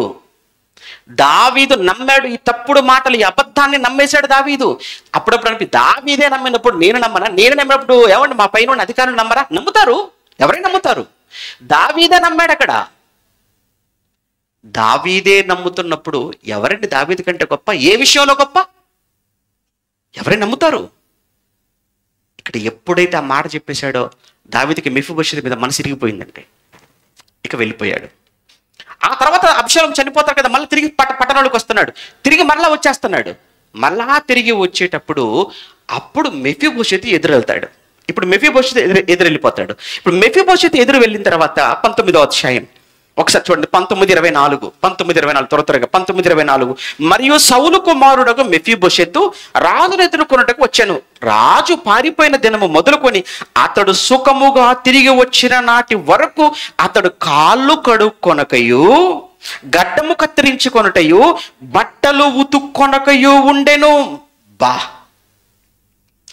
ఎంత నమ్మకమైన వాడండి! ఎవరు? మెఫీబోషెతు. ఎవరి పట్ల? చెప్పుడు మాటలు విని ఆ చెప్పుడు మాటలు నిజమని నమ్మిన దావీదు పట్ల కూడా మెఫీబోషెతు ఏం చూపిస్తున్నాడు? కృతజ్ఞత. నా యజమాని నాకు ఇంత భిక్ష పెట్టాడు, ఇంత భిక్ష పెట్టిన నా యజమాని ఈరోజు అరణ్యంలో ఉంటే నేను పాదాలు కడుక్కొని, అంటే యూదులకున్న ఆచారం ఏంటంటే పాదాలు కడుక్కుంది కానీ వాళ్ళు భోజనానికి కూర్చోరు వాళ్ళు. అలాంటిది బట్టలు ఉతుక్కోకుండా, గడ్డం కత్తిరించుకోకుండా నా యజమానుడు అరణ్యంలో ఎన్ని కష్టాలు పడుతున్నాడో, ఎన్ని బాధలు అనుభవిస్తున్నాడో, ఆయన ఎన్ని కష్టాలు ఎన్ని బాధలు అనుభవిస్తూ ఉంటే నేను ఇక్కడ ఎలా సుఖంగా ఉండగలను, ఎలా సంతోషంగా ఉండగలనని పాప ఎంతో బాధలో మెఫీబోషెతు ఉంటే, ఇలాంటి మెఫీబోషెతు పైన లేని మాటలు కాని మాటలు మాట్లాడటానికి ఆడికి ఎలా నోరు వచ్చింది? వస్తుంది. ఎందుకు? ఆడి అధికారం గుర్తింపు కోరుకునేవాడు. ఒక్కటే బాగా గుర్తుపెట్టుకోండి, వాళ్ళు ఎవరైనా కానీ మన దగ్గరకు వచ్చి లేని కాని మాటలు చెప్పడం మాటలు ఎవరి గురించి అని చెబుతున్నాడు అంటే, ఒకటి అసూయతోనని చెప్పాలి, 2 అధికారం కోసమైనా చెప్పాలి, గర్వంతోనని చెప్పాలి, అపార్థం చేసుకోనని చెప్పాలి. అపార్థాలతో చెప్పొచ్చు, గర్వంతో చెప్పొచ్చు, అసూయతో చెప్పొచ్చు, అధికారం కోసం కూడా చెప్పొచ్చు. కనుక ఏ కారణాలతో చెప్తున్నాడో అందుకే తొందరపడి ఎవరు ఏది చెప్పినా నమ్మద్దు. తప్పు చేసి పాడైపోయిన వారి కంటే, మళ్ళా చెప్తున్నాను, చరిత్రలో తప్పు చేసి పాడైపోయిన వారి కంటే చెప్పుడు మాటలు విని పాడైపోయిన వారి సంఖ్య చరిత్రలో ఎక్కువ. చాలా విడాకులు ఈరోజు కోర్టులో పెండింగ్లో ఉన్నాయి. చాలా మంది విడిపోయారు. అలా విడిపోయినటువంటి విడాకులలో కూడా 75% విడాకులు చెప్పుడు మాటల వల్ల జరిగాయి అనేది సర్వే చెప్పిన నిజం. 75% విడాకులు ఈ చెప్పుడు మాటల వల్ల జరిగిపోయాయి. ఎందుకంటే ఎందుకు మాట్లాడాలి? పోనీ చెప్పారు, ఎందుకు నమ్మాలి? నీ భార్య మీద నీకు నమ్మకం లేదా? నీ భర్త మీద నీకు నమ్మకం లేదా? నీ తండ్రి మీద నీకు నమ్మకం లేదా? నీ సోదరుడి మీద నమ్మకం లేదా? నీ స్నేహితుడి మీద నమ్మకం లేదా? నీ సంఘ కాపరి మీద నమ్మకం లేదా? నీ కాపరి పైన, సేవకుడి పైన, లేదా భార్య పైన, భర్త వ్యక్తిత్వం పైన, భార్య వ్యక్తిత్వం పైన నమ్మకం ఉన్నప్పుడు ఎవరైనా ఏదైనా మన దగ్గరకు వచ్చి మాట్లాడుతున్నప్పుడు షట్ అప్, నా భార్య గురించి మాట్లాడే అధికారం నీకు లేదురా. నువ్వెవరమ్మా నా భార్య గురించి చెప్పడానికి? నా అత్త గురించి నువ్వెవరమ్మా చెప్పడానికి? నా అత్తడు నాకు తెలియదా? ఒకవేళ ఏదో కోపంతో ఆవిడ అన్నది, మళ్ళా తర్వాత తిరిగి కలిసిపోతాం. కోడల కోసం ఎవరైనా మాట్లాడుతున్నప్పుడు అంతే మాట్లాడాలి, అత్త కూడా. ఇది నిజంగా మీకు నమ్మకం ఉన్నప్పుడు, వారి వ్యక్తిత్వం మీద మీకు నమ్మకం ఉన్నప్పుడు ఎవరైనా తప్పుగా మాట్లాడితే ఎందుకంటే మనం సహిస్తాం? ఇంకో విషయం చెప్పమంటారా? తప్పుడు మాటలను మనం వింటున్నప్పుడు, చెప్పుడు మాటలను మనం అలానే విని ఊకొడుతున్నాము అని అంటే వారు చెబుతున్న చెప్పుడు మాటలను మనము కూడా అంగీకరించిన వాళ్ళం అవుతాం. అవునో కాదు మీరు ఆలోచించుకుని ఒక్కసారి ప్రాక్టికల్గా. అంటే ప్రోత్సహించటం. వాడు విన్నాడు కదా అని చెప్పి ఇదే మాటలు మరొకరి దగ్గరికి వెళ్ళిపోతాడు, అక్కడ విన్నారు కదా అని చెప్పి మరొకరి దగ్గరికి వెళ్ళిపోతాడు. ఇలా మొత్తం సంఘం అంతా, కుటుంబాలని, ఈ సమాజం అంతా కూడా ఏమైపోతుందో ఒక్కసారి మీరు ప్రాక్టికల్గా ఆలోచించండి. అలాంటిది ఎక్కడో ఒక చోట ఎవరైనా గట్టిగా నువ్వులే, ఎందుకు వచ్చావు, నీ ఉద్దేశం ఏంటి, నీ ఆలోచన ఏంటి, ఇంకొకసారి ఇలాంటి సమాచారంతో ఇంట్లో అడుగు పెడితే బైబిల్ చెప్పింది నీకు వందనాలు కూడా చెప్పొద్దు అన్నది. నువ్వు అన్నావు అనుకో, మరొకసారి వస్తాడా? ఆడు మారతాడు లేదా పోతాడు. కానీ ఎన్ని కుటుంబాలు, ఎన్ని స్నేహాలు, ఎన్ని అన్నదమ్ముల బాంధవ్యాలు, ఎన్ని సంఘాలు ఈరోజు చీలిపోయి ముక్కలైపోయి సంఘాలలో కొట్టుకునే పరిస్థితి వరకు వెళ్ళిపోతాయి. మీకు తెలియదు, మీకు తెలియదు, ఇక్కడే ఉన్నారు కనుక మీకు తెలియదు. వెళుతున్నాం కనుక, అన్ని చూస్తున్నాం కనుక చెప్తున్నాం. అంత పరిస్థితికి కారణమవుతారా? అది మన ఎంకరేజ్మెంట్, ప్రోత్సాహం కాదు. అది ఎన్నో ఉంటాయండి. ఏమండి, కుటుంబం అన్న తర్వాత భార్య భర్తల మధ్య ఉంటాయి, మాట్లాడుకుంటారు, ఒకటే పోవాలి. సంఘం అన్న తర్వాత ఏ సమస్యలు లేని సంఘం ఏదని చెప్పండి. ఇంకో మాట చెప్పంటారా? యేసు ప్రభువుల వారే అన్నారు, ముడత అయినను కలంకమైనను అన్నాడు. అంటే సంఘంకి ఏముందట? ముడత. సంఘంలో ఏముంది? కలంకం. ఈ ముడత, ఈ కలంకము ఉన్న ఈ సంఘాన్ని ఎప్పటికప్పుడు వాక్యం చేత ఆయన ఏం చేసుకుంటున్నాడు? ఉదక స్నానం అంటే ఉంటాయండి, లేకుండా ఎందుకు ఉంటాయి? కానీ ఎవరైనా మూడో వ్యక్తి, సంఘానికి సంబంధించని ఎవరు మాట్లాడినా దయచేసి అలాంటప్పుడు మీరు నోరు మించి ఎక్కడ లేకుండా ఉన్నాయి చెప్పండి. ఏ సంఘం? హెబ్రోన్కి వెళ్ళిపోతారా? లేకపోతే బ్యాప్టిస్ట్కి వెళ్ళిపోతారా? లూథరన్కి వెళ్ళిపోతారా? ఎక్కడికి మీరు వెళ్ళి చూడండి, ఎక్కడున్నాయండి? ఎక్కడ? ప్రతి చోట ఉండేవే. ఎందుకంటే అందరూ ఒకే కుటుంబ నేపథ్యం నుంచి వచ్చిన వాళ్ళు కాదు, ఒకే ప్రాంతం నుంచి వచ్చిన వారు కాదు, ఒకే చదువుకున్న వాళ్ళు కాదు, ఒకే చదువు కాదు మంది, ఒకే నేపథ్యం కాదు, ఒకే ప్రాంతం కాదు, ప్రాంతాలు వేరు, కుటుంబ నేపథ్యాలు వేరు, చదువు వేరు, జ్ఞానం వేరు, ఇలా రకరకాల మనస్తత్వాలు కలిగిన వాళ్ళంతా ఒక చోటకు వచ్చి ఒక్కటిగా ఉండాలి అనుకున్నప్పుడు ఖచ్చితంగా వస్తాయి వచ్చుకోవటం. అంతకు మించి ఇక్కడ ఎలా ఉంది అలా ఉందని అక్కడికిక్కడికి తిరుగుతూ చెప్పుకుంటూ ఇక్కడ అంటించి అక్కడ అంటించి.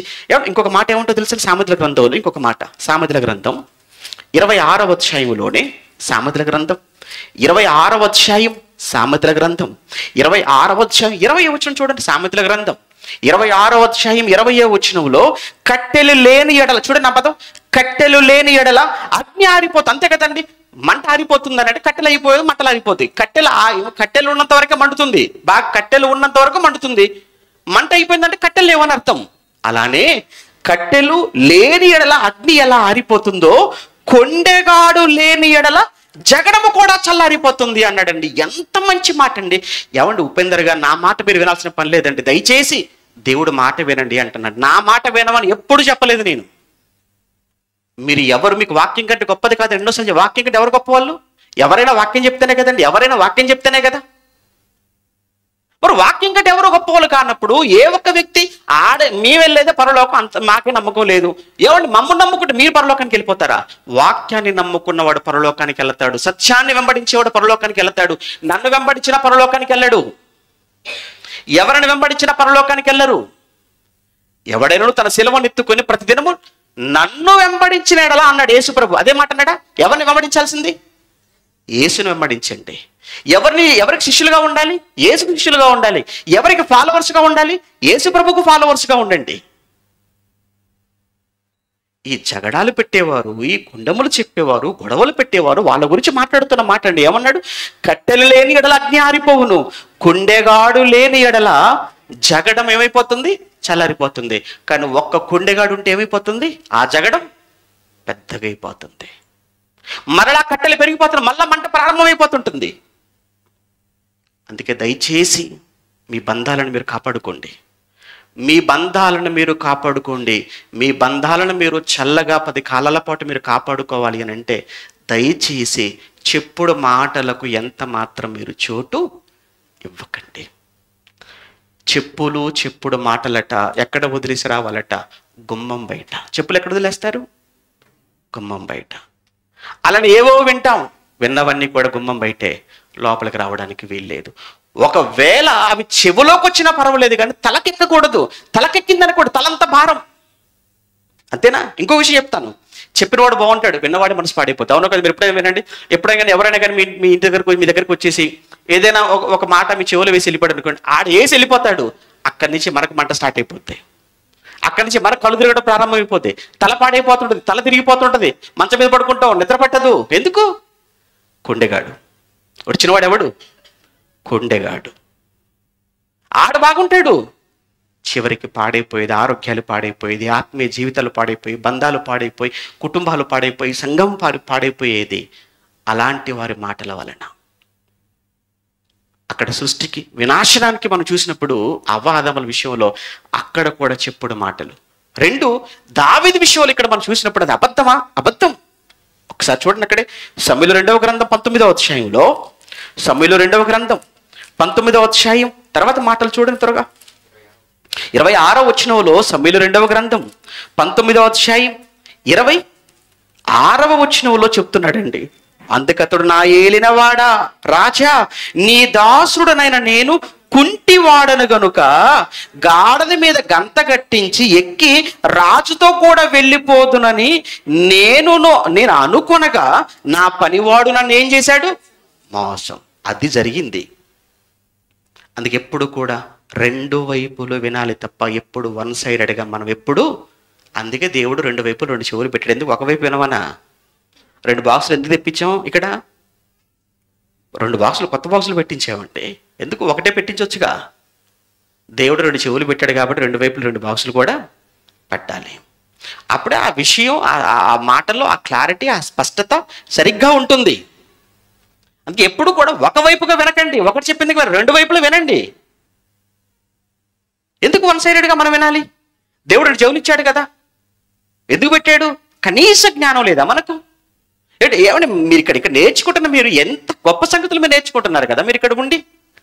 ఎక్కడెక్కడ వాళ్ళు ఏదో దేశాల్లో ఉన్నవారు, రాష్ట్రాల్లో ఉన్నవారు, జిల్లాల్లో ఉన్న వాళ్ళేమో మేము ఇక్కడ లేకుండా మేము చాలా మిస్ అయిపోయాం కదా అని వాళ్ళు బాధపడుతున్నారు. మేము మీ దగ్గర ఉన్నట్టు మీరు చూడండి, అందులో ఉండే చెప్తున్నాను, కామెంట్స్లో పెట్టేవి చెప్తున్నాను నేను. కొత్తగా ఏం చెప్పండి, మీకు అనుమానం ఉంటే మన ఛానల్లోకి వెళ్ళి కామెంట్స్లో చూడండి. వాళ్ళేమనుకుంటున్నారంటే ఇక్కడ ఉన్న మీరు చాలా ధన్యులు, చాలా అదృష్టవంతులు, బాగా వాక్యం తెలిసిన వాళ్ళని వాళ్ళు ఫీల్ అయిపోతున్నారు. అని ఉండండి, వాళ్ళ ఆలోచనలను ఏం మాత్రం తక్కువ చేయకండి. అవును, మేము ఇక్కడ ఉన్నందుకు మేము వాక్యం బాగా నేర్చుకుంటున్నాం, బాగా గొప్పగా బ్రతుకుతున్నాం, గొప్పగా చేస్తున్నాం దేవుడి కోసం, ఏమైనా పర్వాలేదు దేవుడి కోసం అని వాళ్ళు అనుకున్నది నిజం చేయండి. అదే కోరుకుంటున్నాను. వాళ్ళు అనుకున్నారు, నిజమే, దాన్ని మనం నిజం చేద్దాం. కానీ ఇక్కడ మనం చూస్తున్నప్పుడు ఆడు ఏమన్నాడండి పాపం అతను? అయితే నా ఏలిన వాడు రాజు నువ్వు దేవత ఏమన్నాడు? అతడు నన్ను మోసం చేశాను, సీబా నీ దాసు నన్ను కూర్చున్న ఏలిన వాడు రాజుగా నీతో అబద్ధం. అది విషయం, నీతో చెప్పినవన్నీ అబద్ధమయ్యా అన్నాడు. కానీ అప్పటికి రాజు ఏం చేశాడు తెలుసా? నమ్మేశాడు. నమ్మాడని మీరు ఎలా అంటారని అంటారా? నమ్మాడని చెప్పండి, కారణం చెప్పమంటారా?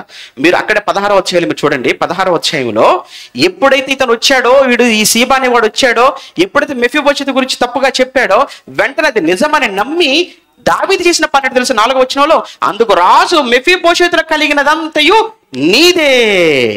అమ్మ బాబోయ్, ఎంత తప్పుడుగా ఆలోచించావయ్యా దావీదు, నీ గురించి చాలా గొప్పగా అనుకున్నాం మేము. నువ్వు రాజువు, శూరుడవు, వీరుడవు, కత్తి పట్టుకుంటే కథన రంగంలోకి వెళ్ళిపోతే 10,000 తలలు ఎగిరిపోతాయి అనుకున్నావు. ఎన్నో యుద్ధాలు చేసి ఎన్నో రాజ్యాలను గెలిచి దేవునికి ఇష్టడు, ధర్మశాస్త్రంలో పండితుడు అని చాలా అనుకున్నావు అయ్యా నీ గురించి. చివరికి ఒక పనికి మాలిన వాడు వచ్చి, ఎంత నమ్మకమైన వాడయ్యా యోనాతాను నీకు. యోనాతాను ఎంత నమ్మకమైన వాడు, అంత నమ్మకమైన వాడి కడుపున పుట్టిన మెఫీబోషెతును అనుమానించావా? మెఫీబోషెతుని అనుమానించావు అని అంటే నువ్వు ఎవరినైనా అనుమానిస్తావు అన్నమాట. ఎంత బాధ కలిగిందండి నిజంగా. ఇది మెఫీబోషెతును అనుమానించేసి ఆస్తంతా తీసేసుకో నువ్వే. ఎలా అంటాడండి దావీదు? అలా అనటానికి వీల్లేదండి. కానీ అన్నాడు అని అంటే మోసపోయాడు. ఎవరు మోసపోయారు? దావీదు కూడా మోసపోయాడు. ఎవరి మాటలకు? సీబా మాటలకు దావీదే మోసపోయినప్పుడు మేము మోసపోవా? పోతారు. ఎవరు అతిథులు? అందరూ మనుషులేనా కాదా? అందరూ మనుషులే, మోసపోతారు. కానీ ఈ చరిత్రలో ఈ పాఠాలన్నీ మనకు ఒక పెద్ద గుణపాఠంగా దేవుడు పెట్టాడు. మోసపోవడానికి వీల్లేదు. ఇంకొక విషయం చెప్తాను ముగించే ముందు. ఆఖరికి పౌలు గారి మీద కూడా అబద్ధాలండి. ఏంటి? పౌలు గారి మీద కూడా అబద్ధాలు, పౌలు గారి మీద కూడా చెప్పుడు మాటలు. పౌలు ఎంత త్యాగం చేసినవాడు కదండి. తనకున్న పొజిషన్ పోగొట్టుకున్నాడు. ఏమండి, తనకున్న ఆస్తంతా పెంటతో ఎంచుకున్నాడు. ఎన్నో ప్రాంతాలకు వెళ్ళాడు. ఏ రోజు నిద్రపోయాడో లేదు, తిన్నాడో లేదు. ఎన్ని బాధలు, అవమానాలు, నిందలు, జైలు జీవితాలు, రాళ్లతో దెబ్బలు, కొరడాలతో దెబ్బలు, బెత్తములతో దెబ్బలు, ప్రయాణాలలో ఆపదలు, అమ్మో అవమానాలు ఎన్ని భరించాడు కదా పౌలు గారు. ఎంత నిస్వార్థపూరితమైనటువంటి, ఏది ఆశించని ఇంత గొప్ప సేవ చేసిన సేవకుడైనటువంటి పౌలు గారి మీద కూడా లేని మాటలు, కాని మాటలు, చిప్పుడు మాటలు చెప్పి సంఘాన్ని గలిబిలి చేసినారు. కొరింథీ పట్టణంలో చాలా అలజడి సృష్టించారు. ఎలా మనసు ఒప్పిందండి వాళ్ళకు పౌలు గారి మాట్లాడడానికి? నాకు అర్థం. అప్పుడు నాకేమనిపించి తెలుసా అండి, ఆయన ఖాళీ గూటికి సరిపోం మేము. అంత గొప్పవాడుగా ఆయనకే తప్పనప్పుడు ఆఫ్టర్ ఆల్ మా కోసం చెప్పరా, మా కొరకు మాట్లాడరా, మా మీద వెయ్యరా, వేస్తారు అని ఇలా ధైర్యం తెచ్చుకొని, మళ్ళా బలం తెచ్చుకొని, మరలా బైబిల్ పట్టుకొని మళ్ళా వెళ్ళిపోవాలి. ఒకవేళ పౌలు గారికి రాకపోతే నాకే వచ్చిందనుకో నేను ఎక్కడ బాధపడిపోతానో? లేదు, నాకంటే గొప్పవాడైన ఆయనకే వచ్చినప్పుడు నాకు రావడంలో ఏముంది అని నాలాంటి ఎందరో సేవకులకు ఆయన సేవ జీవితం ఒక గొప్ప స్ఫూర్తి. కానీ అందరూ వింటారా? అందరూ వినరు. కొందరు మంచి వాళ్ళు ఉంటారు, వాళ్ళు ఏమంటారో తెలుసా? పౌలు గారి దగ్గర ఒక ఒక ఒక విషయాన్ని గుర్తు చేసి ముగించేస్తాను. ఇక్కడ అపోస్తుల కార్యములు 19వ అధ్యాయం. అపోస్తుల కార్యములు 19వ అధ్యాయం ఒకసారి చూడండి. అపోస్తుల కార్యములు 19వ అధ్యాయం మీరు చదువుతున్నప్పుడు అక్కడ ఎఫెసులో పెద్ద అల్లరి కదా, ఆ పెద్ద అల్లరి, ఒక ప్రొఫెషన్, ఒక పెద్ద ర్యాలీ తీసేశారు. ఆ ర్యాలీలో ఆ పట్టణంలో అంత పెద్ద గలిబిలైపోయింది, అల్లరైపోయింది. పౌలు గారు కనబడితే పౌలు గారిని అక్కడ చంపేద్దాం అనుకున్నారు. అక్కడ పౌలు గారిని తెలిసి పౌలు గారు చంపేద్దాం అనుకున్నారు అక్కడ కనబడితే. అలాంటి పరిస్థితుల్లో అక్కడ అందులో ఒక వ్యక్తి ఉన్నాడు, ఆయన పేరు కరణం. నిజంగానండి మంచి మంచి మనసున్న వ్యక్తి అండి, మంచి వ్యక్తి అండి ఆయన నాకు అనిపించింది. అంటే అందరూ ఉండరు. నాకు ఇంకా బాధ కలిగింది ఏంటంటే ఆయనకు వాక్యం తెలియదండి. ఆయనకు వాక్యం తెలియని వ్యక్తి చెప్పుడు మాటలను నమ్మలేదు, వాక్యం తెలిసిన వారు నమ్ముతున్నారు అంటే మనం ఏమంటాం చెప్పండి? ఇక వాక్యం తెలిసిన వారు నమ్మటం కాదు, వాక్యం తెలిసిన వారు చెప్పుకుంటూ తిరుగుతున్నారు అనుకోండి, ఇంకా మనం ఎంత బాధపడాలి చెప్పండి? ఇక ఇది ప్రస్తుత సంఘాల పరిస్థితి అండి. ఇది కేవలం ఒక సంఘం గురించి కాదు, ఒక చోట గురించి కాదు. ఎంతమంది ఎన్ని మార్లు మా దగ్గరకు తీసుకుని వచ్చిన సంగతులు అంటే ఇవన్నీ. ఏం చేయగలం చెప్పండి? మనం ఏం చేయలేము, చెప్పగలమే తప్ప ఎవరైనా కూర్చోబెట్టి బెత్తం తీసుకొని చెప్పడానికి మీలో ఎవరైనా ఒప్పుకుంటారు చెప్పండి? మీరు ఎవరు ఒప్పుకుని? మాట అంటేనే పడిన వాళ్ళు, మాట అంటేనే తాసుభావలాగా పుస్తకాలు పైకి లేసేవారు మీరు. ఏమండి ఓర్పు, సహనం, సాత్వికం, దీనత్వం ఈ మనం చదువుకోవడానికి వినడానికి తప్ప ఎక్కడైనా మన జీవితంలో ఉంటాయా? అస్సలు ఉండవవి. కానీ ఉండాలి కదా. లేనప్పుడు ఎందుకు క్రైస్తవ్యం, ఎందుకు క్రైస్తవ జీవితం? వాక్యం తెలియని ఒక అన్యుడండి పౌలు గారి మీద చాలా నిందలు వేసి అబద్ధాలు చెప్పి పౌలు గారిని ఎలానైనా చంపాలి అని పట్టణంలో అందరినీ యాంటీగా మార్చాలనుకున్నప్పుడు అప్పుడు కరణం అనేట ఆయన ఏం మాట్లాడుతున్నాడో ఒక్కసారి చూద్దామా? 36వ వచనంలో, ఈ సంగతులు నిరాక్షేపమైనవి, అంటే ఆధారాలు లేనివి, నిరాక్షేపమైనవి కనుక మీరు శాంతము కలిగి ఏదియు తొందరపడకుండా చేయకుండా అవశ్యము. మీరు ఈ మనుషులు మీరు తీసుకుని వచ్చితిరి, అసలు వీరు గుడి దోచిన వాళ్ళ? పౌలు అనేవాడు అడుగుతున్నాడండి, ఏం మాట్లాడుతున్నారా మీరు? పౌలు అనే ఈ వ్యక్తి మీ గుడిలో ఏమైనా దోచుకున్నాడా చెప్పండి? నెంబర్ 1, ఏమైనా దోచుకున్నాడా గుడిలో? ఏమి దోచుకున్నాడు మీరేం చెప్పలేరు కదా. అదేనండి, ఏమైనా ఆశించాడా? పౌలు గారు కూడా అదే మాట్లాడతారండి. ఆ రోజు సమయంలో గారు అదే మాట్లాడారు, పౌలు గారు అదే మాట్లాడారు. ఏమైనా మీ నుంచి ఏదైనా కానీ మీ ఫలాలను లేదా మీ ధనాన్ని, మీ కానుకలను ఎప్పుడైనా కానీ ఏదైనా కానీ ఆశించాడా? నిజంగా చెప్తున్నానండి, నాకు ఆ ధైర్యం ఉంది. మీ దగ్గర ఎందుకు ఇంత గట్టిగా మాట్లాడతానంటే నా దగ్గర ధైర్యం ఉంది. ఏ రోజైనా నాకు ఇది అవసరమని ఏ రోజైనా కానీ మిమ్మల్ని అడిగింది లేదు. పోనీ మీరు ఇచ్చే ప్రతి రూపాయికి నాది 10 రూపాయలు కలిపి ఎలా ఖర్చు పెట్టాను అన్నీ ఉన్నాయి. నాకంటే ఎవరండి మీరు ఎక్కువ ఖర్చు పెట్టారు దేవుడి కోసం? అయినా కానీ మన ఇంటి మా తండ్రికి పెట్టి చెప్పుకోవాలా మనం? నేను పెట్టింది ఎవరి కోసం? నా తండ్రికి పెట్టుకున్నాను. మీ ఇంట్లో మీ అమ్మకు రోగం వచ్చినా, మీ భార్యకి రోగం వచ్చిన లెక్కలు రాసుకుంటారేంటి? చెప్పుకుంటారేంటి? పక్కింటికి వెళ్ళిపోయి మా నాన్నకి బాగోలేకపోతే 1,00,000 రూపాయలు ఖర్చు పెట్టింది తెలుసా అన్న, పెట్టుకోకపోతే ఏం చేస్తావారు? మీ నాన్న నువ్వు పెట్టుకున్నావు అంటాడు ఎవడైనా. అదే పెద్ద గొప్ప సంగతి అదేవైనా? నేను పెట్టేది నా తండ్రి కోసం పెట్టుకుంటున్నానంటే మీకు తెలిసింది కొంచెం, తెలియంది ఎంతో ఉంది. చెప్పుకోవాల్సిన అవసరం నాకు లేదు. ఆయన నాకు ప్రతిఫలం ఇచ్చేవాడు, మీరు కాదు కదా. మీరు చప్పట్లు కొట్టగా నాకు పరలోకం ఇచ్చేస్తాడు దేవుడు? మీరు చప్పట్లు కొట్టగా నాకు పరలోకం ఇస్తాడా? లేదే. చప్పట్లు కొట్టాలన్నా, ప్రశంసించాలన్నా, గొప్పవాడిని చేయాలన్నా ఆయన చేయాలి. ఆయనకి తెలిస్తే చాలు. అందుకే ఇంత ధైర్యంగా మాట్లాడగలరు. ఇక్కడ పౌలు గారు ఎందుకయ్యా పౌలు అనే వ్యక్తిని తీసుకొచ్చి ఎందుకు ఇంత పాడు చేస్తారు, ఎందుకు ఇతని మీద ఇంతగా తప్పుగా మాట్లాడుతున్నారు మీరు, ఎందుకు ఇంత అల్లరి చేస్తున్నారు? అతను మీ గుడిని ఏమైనా దోచాడా చెప్పండి అన్నాడు. మాట్లాడలేదు. పోనీ మీ దేవత గురించి ఏమైనా తప్పుగా మాట్లాడా, దూషించాడా? లేదు. మరి గుడిని దోచిన వాడు కానప్పుడు, దేవతను దూషించిన వాడు కానప్పుడు ఎందుకు ఇతని మీద మీరు ఇంత వ్యతిరేకత మీరు వ్యక్తం చేస్తున్నారు చెప్పండి? ఎందుకు మీకు పౌలు అంటే పడట్లేదు? ఏం చేశాడు పౌలు అంటే? మాట లేదండి, సైలెంట్ అయిపోయారు. కానీ అక్కడ అతని పక్షాన నిలబడింది ఎవరు? నాకు అది బాధగా, నాకు చాలా అతని పక్షాన నిలబడింది ఎవరు? యూదుడు కాదు, అలానే క్రైస్తవుడు కాదు. అతని పక్షాన నిలబడింది ఎవరు? ఒక అన్యుడు. ఆ రోజు దావీదు నమ్మి మోసపోయాడు మెఫీబోషెతు కోసం చెప్పగానే. ఆ రోజు అవ్వ ఆదాములు మోసపోయారు. చెప్పుడు మాటలు ఎంత నష్టం చేస్తాయో ఒకటి చెప్తాను. అమ్నోను అనేవాడు తెలుసా? దావీదు కొడుకు అండి అమ్నోను. ఎవరిని పాడు చేశాడో తెలుసా? సొంత చెల్లెని పాడు చేశాడు. సొంత చెల్లెని పాడు చేయడానికి పక్కన ఒకడు ఉన్నాడు, వాడు యెహోయాదానా సంథింగ్ ఏదో పేరు ఉంటుంది, మీరు తర్వాత చూడండి. వాడు దిగో నీకు మంచి ప్లాన్ చెప్తాను, నీకు మీ చెల్లె కావాలి కదా, నువ్వు అనుభవించాలి కదా, ఒక పని చెయ్యి, నీకు రోగం వచ్చిందా మంచాన పడు, మీ చెల్లెని పిలిపించమని చెప్పు, ఆమెతో రొట్టెలు చేయించమని చెప్పు, నువ్వు తీసుకొని వస్తుంది, నీ కొరకు తెచ్చేసుకో. యెహోనాదాబు అనేవాడు, వాడు వేస్ట్ పిల్లవండి. వాడు ఆడు చెప్పిన మాట వింటాడా అండి అమ్నోడు? ఆడు చెప్పిన మాట వింటాడా? అలా చెప్పుడు మాట విన్నందుకు చివరికి వీడు ఒక రేపిస్ట్ అయిపోయాడు. ఎవరు? అమ్నోడు. సొంత చెల్లిని పాడు చేసిన వాడు అయిపోయాడు. అంతేకాదు చివరికి తన అన్న చేతులు, సొంత అన్న చేతిలోనే చచ్చాడు. చెప్పుడు మాటల ప్రభావం అంతవరకు తీసుకెళ్ళిపోద్ది. మీ ఆత్మీయ జీవితాన్ని పాడు చేస్తుంది, మీ కుటుంబాన్ని నాశనం చేసేస్తుంది, చివరికి మిమ్మల్ని మీరు చంపుకుంటట్టుగా చేస్తుంది, లేదా ఇతరులైనా చంపేటట్టుగా చేస్తుంది. అందుకే ఆ మాట, వినదగునెవ్వరు చెప్పినా వినినంతనే వేగిరపడక తర్వాత వివరింపదగును, కనికల్లా నిజము తెలిసి ఆ మనుజుండే నీతిపరుడు మహిళ సుమతి అన్నాడు. అందుకే తొందరపడి ఎవరు చెప్పినా విని నిజమని నమ్మి మీ జీవితాలను మీరు దయచేసి పాడు చేసుకోకూడదు. అది బైబిల్ చెప్పింది, లోకం కూడా అదే చెప్పింది.